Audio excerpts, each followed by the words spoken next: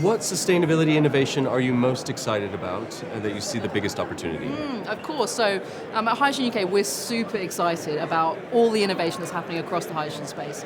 There's so much going on in terms of hydrogen production technologies. One of the keys is trying to get the cost down of hydrogen production. So innovation in that space is like hugely important. Similarly, in sort of storage technologies, that's another key area which will be important to the total cost of hydrogen. And then the various sort of end use sectors that hydrogen's being applied in. Lots and lots of innovation in that space, which is hugely important to actually getting hydrogen from ideas on paper to actually, spades in the ground and actually making a difference when it comes to climate change. Brilliant. And what do you see as the biggest challenge in building a more sustainable future? Oh, well, where do I start? I think there's a lot of challenges, both in terms of scaling up solutions that we have at the moment, but I think another one is around bringing consumers along that journey with us. Yeah. Technologies like hydrogen, like others, are going to touch every part of our society. And it's important that we are not only engaging and educating, but also involving consumers in that story, so that they are aware of some of the changes that will have to happen, and can have options and conversations about what technologies they see would be right for them. So I think there's a point around engagement, and the other one is really how do we scale up these technologies from demos to things that can actually make a real difference. Yeah. On the consumer education piece is interesting. Yeah. Well, do we have a sense of like what the broader population perception is of hydrogen as an energy source? So the reality is awareness of hydrogen amongst the broader population is actually quite low. Yeah. And so that's one of the big pieces that we need to do, particularly where it's going to interact with people in the future. Such as in transport applications, or potentially having some applications in residential heating as well. So these areas where we really need to start talking to the public around the benefits that hydrogen can bring in these different areas, but also around the difference that it can make in terms of reducing the carbon content of some of the products that they might buy. When we're looking at manufacturing, hydrogen can reduce the carbon content of the products that they buy. And then the other element is the difference that hydrogen can make to the economic and the environment around them.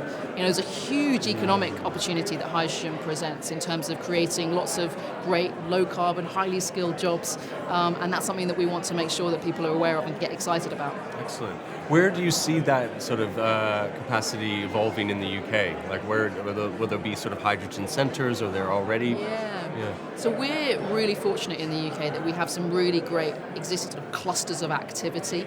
So we have a number of sort of industrial clusters where hydrogen production will be centred.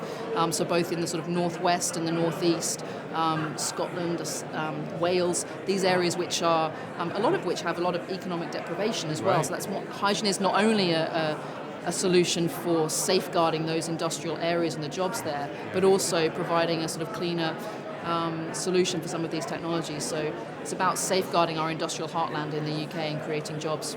Excellent. So if you had $100 billion, what would you spend it on to advance global progress and why? Well, I'm going to spend it all on hydrogen. No one gets anything else. No, I think, where we're at the moment, hydrogen is kind of a little bit like where offshore wind was sort of 10 years ago. And it needs to go through that process of scaling up and getting costs down. And that's where sort of government support can be really helpful in the short term. So if I had $100 billion US, I'd probably spend it on trying to get those costs down and scale up on hydrogen production. Excellent. Moving to the policy space, if you could implement a policy that would help us achieve global sustainability and climate goals, what would that policy be and why? So I think, similar kinds of answers here. I think we need to start integrating a real cost of carbon across our economy. I think that would be huge for incentivizing the uptake of low carbon technologies. Similarly, I think we need to start looking at these things from a whole value chain perspective, and not just zooming in on different parts, but actually looking at that bigger picture. So policies which bring together, production, infrastructure, and demand will be hugely important as well. So the UK government has released its energy strategy today. There's a lot of commentary on it. Any thoughts or points you'd like to make on that? Yes, it's a very long set of documents, but I think there's some positives in there. You know, there's a lot of really great hydrogen projects that have their next step towards getting funded and reaching FID, and actually, as I said, getting from ideas on paper to spades in the ground. But similarly, there's a lot of really good projects that have been left unfunded, and that is a real shame. You know, we are going to need these projects to meet net zero. Why the government is waiting, I cannot answer.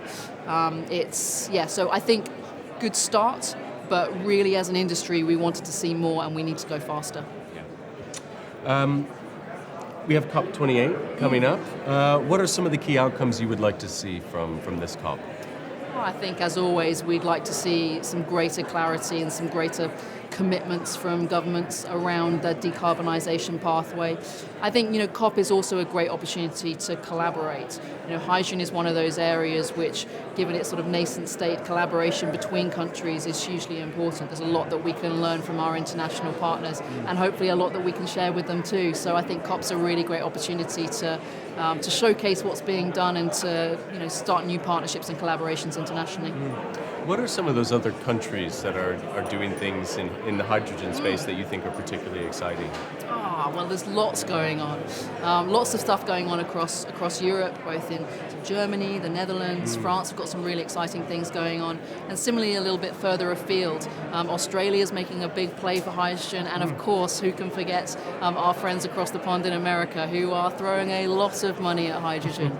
I would like to say that our projects are better advanced, more well-developed and well-designed, but certainly in terms of the funding, we can't compete on that front at the moment. You know, hydrogen has been touted as a key technology for global energy transition, particularly due to its application in hard-to-abate sectors. So what role do you see hydrogen play in the global energy transition? Absolutely. I mean, hydrogen is the solution for a lot of areas where you can't electrify, or where hydrogen might be a more cost-effective way. So these are things like heavy industry, heavy-duty transport applications, maritime aviation, aspects of residential heat, things that are really difficult to electrify. That's where hydrogen can really come into its own. But similarly, hydrogen has a really important role to play in making sure that our energy system doesn't fall over. As we're sort of deploying more intermittent renewables, it will be important to have a mechanism by which we can store that energy, sometimes in large quantities for long periods of time, and also to move that energy around. You know, in the UK, we move 3-4 times more energy in our pipes than we do in our pylons. And so it's really important that we're maintaining that infrastructure so that we have a more resilient, secure and affordable energy system.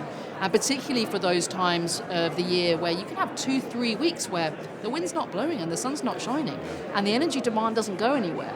And that's where, at the moment, natural gas is, picking up our energy system and carrying it. And that's the role that hydrogen will play in the future. Is when the wind's not blowing and the sun's not shining, hydrogen will pick up our energy system and carry it. It's hugely important. So according to the latest IEA hydrogen review, there's been an impressive increase in the pipeline of low-carbon hydrogen projects, particularly in the last couple of years. However, a few have so far been completed. What do you see as the greatest challenges in making green hydrogen, in particular, competitive? Well, I think we're expecting to see the cost of green hydrogen come down very, very rapidly over the next decade. If you look at the projected targets that are being set out, both in the EU and America, the US are targeting $1 a kilo by 2030. That's ambitious. If they can pull that off, that will be a complete game changer for hydrogen. But with the amount of money they're throwing at it, I wouldn't put it past them. Similarly, UK and EU, we're targeting $2 a kilo, which again is achievable but very ambitious and will be a game changer in terms of making hydrogen a competitive energy source in that space. But you're right, there's a huge number of projects, many of which have not yet reached that final investment decision and are actually going into operation yet. But that's simply because government policy is playing catch up with where industry's at. We've got an amazing pipeline here in the UK of over 20 gigawatts worth of projects. And we just need to get them through that regulatory and policy process. Even today, the announcements, the UK wants to fund 250 megawatts of green hydrogen in its first allocation round.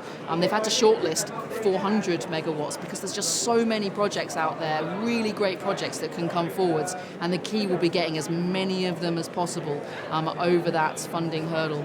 and getting those spades in the ground. But I think we're going to see a massive shift over the next year, 2 years, in terms of those projects going from ideas on paper to actually being operational. The EU, UK, US, and many other countries, they've announced sort of significant plans, strategies for developing domestic hydrogen capabilities. Are these support schemes and moves towards the right direction? Yes, I mean, there's no doubt about it. International competition in the hydrogen space is hotting up. Yeah. The opportunity presented by hydrogen, both from an environmental and a net zero perspective and an economic perspective, has not gone unnoticed. And the UK has this small window of opportunity. You know, we know that we need hydrogen.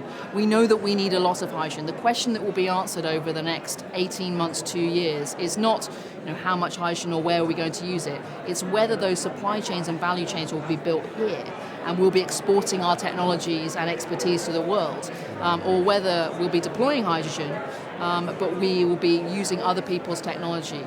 I think the key for us in the UK is we don't want to make the same mistake we made with offshore wind, where the UK is a global leader in the deployment of offshore wind, second only after China. None of it's made here. All the high-value items are made elsewhere.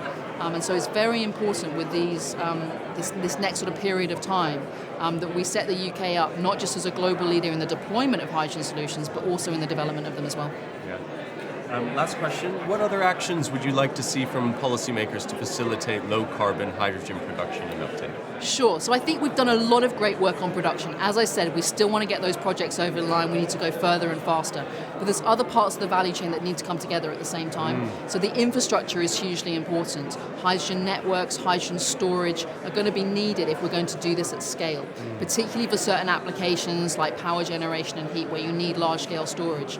And so these things need to come online at the same time. So we need to be accelerating the business models that will unlock investment in infrastructure. And similarly, you know, hydrogen will be used across our economy in many different end-use cases, all of which have different commercial considerations, and these all need to be looked at very carefully. So I think the same level of attention now needs to be put on those other two parts of the value chain so that we can build this whole puzzle and it all comes forward at the same time and we can deliver on our climate change objectives. Wonderful. Claire, thank you so much for joining us. Thank you so much.